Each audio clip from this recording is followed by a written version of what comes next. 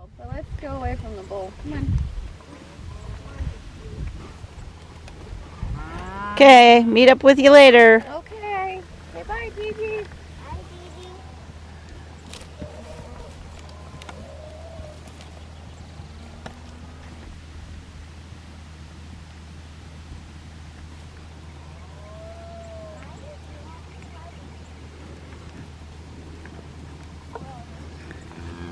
Okay. I'd sick my dogs on them, but I don't know where they'd end up. Yeah, me neither, but he's gonna drive me nuts. Alright, come on,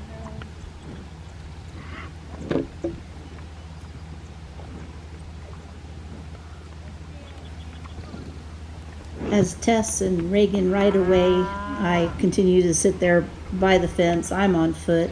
I have both my dogs with me, and the point is to bring everything from the pasture to a gate that's just down along the fence from me. So I'm staying here because it's a good place to take photographs.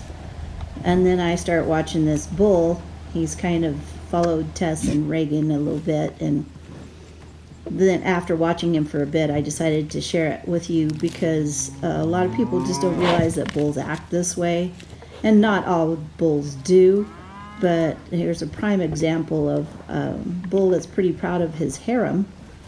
These are all our heifers. These are ones that we have AI'd, but then after we AI, we put bulls in. They're called cleanup bulls. So anything that did not take with the artificial insemination will be naturally bred by these bulls. And these bulls are chosen because they throw smaller calves, and since these are heifers, this will be their first calf, and you want them on the smaller side.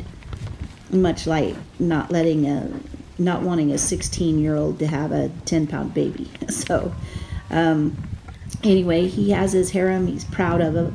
And if you know anything about working cattle with horses or working cattle with dogs, you'll see that the bull does a lot of the same kind of strategies that people and dogs and horses do when working cattle.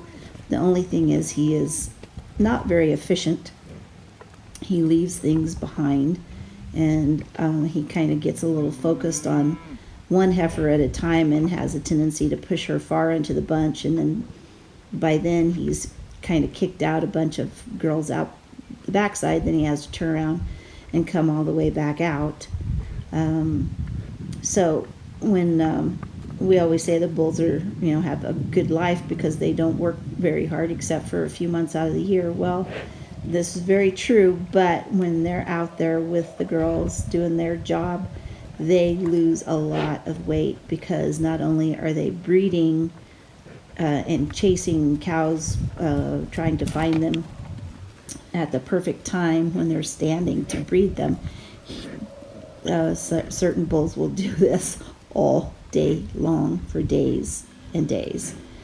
And like I said, not every bull does this, but there are ones, and they're very just want to be in charge. And when sometimes if you're trailing cattle, it's a pain.